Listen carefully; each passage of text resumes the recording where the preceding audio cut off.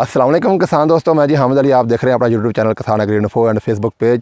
दोस्तों आज हम बात करेंगे सुस्त तेले के शदीद हमले के, जो कि इस वक्त गंदम, सरसों या दीगर सब्ज़ियात पर इस वक्त नज़र आ रहा है।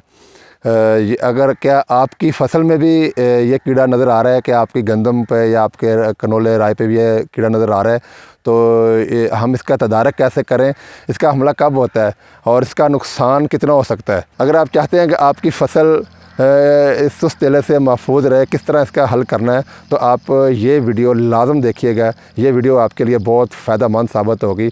दूसरे किसानों तक भी शेयर कीजिएगा ताकि वो भी अपनी फ़सल का नुकसान से बचा सकें। सुस्त तेला, जिसको एफड भी बोलते हैं, काला तेला भी बोलते हैं, इस वक्त जिस तरह टेम्परेचर बढ़ रहा है, फरवरी का महीना है, दिन शाइन है, बिल्कुल साफ़ temperature day by day temperature increase हो रहा है। इसमें इसका अटैक शदीद होता है। इसके लिए जो एनवायरनमेंट होता है, जो शिद्दत का हमलावर होने का, जब टेम्परेचर जो है अगर 15 डिग्री से 25 डिग्री के दरमियान हो, तो जो कि आजकल आइडियल टेम्परेचर है इस वक्त, तो इस दौरान ये बहुत ज़्यादा हमलावर होता है हमारी फसलात पे। चाहे ये बगात हो, चाहे ये हमारा बरसीम ही क्यों ना लगा हो, भिंडी वगैरह की फसल हो गई, ख़ासकर गंदम और कनोला की फसल। रायत इस वक्त बाद राय जो होते हैं कि अर्ली लगे होते हैं, वो तो कटाई हो रहे होते हैं, लेकिन जो कनोला है वो लेट पकता है। अगर उसके ऊपर हम बर वक्त स्प्रे नहीं करेंगे तो कनोला की फसल ये बर्बाद कर देता है। इसी तरह जो हमारी गंदम की फसल है, अगर इसके ऊपर हमलावर होता है, इसके नुकसान क्या हैं।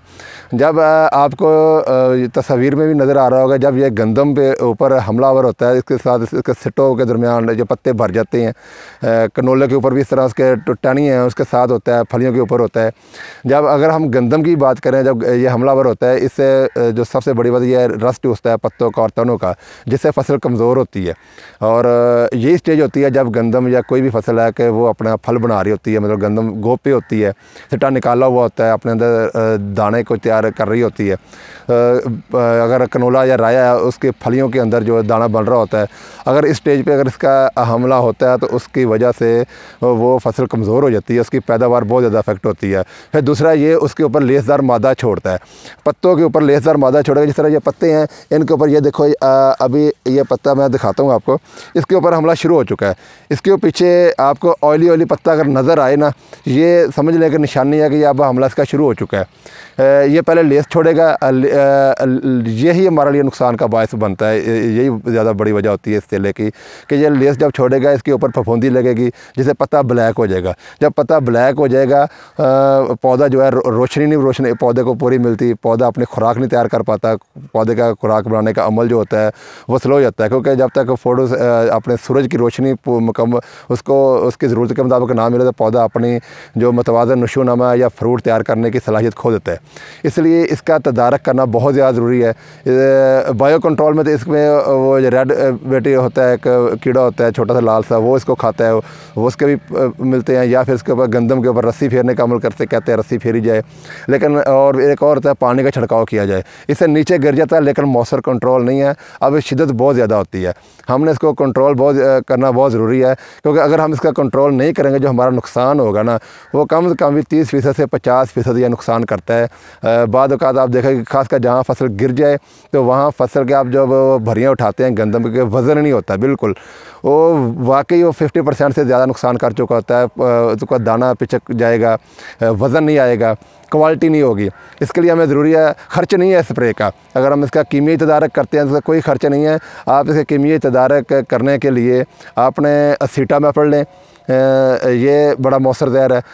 120 ग्राम या ml से 160 ग्राम या ml फ़ी एकड़ आपने स्प्रे करना है। या फिर आपने दूसरा ज़हर लेना है इमिडाक्लोपिड, जिसका आपने 150 ग्राम या ml से लेकर 200 ग्राम आपने पर एकड़ स्प्रे करना है।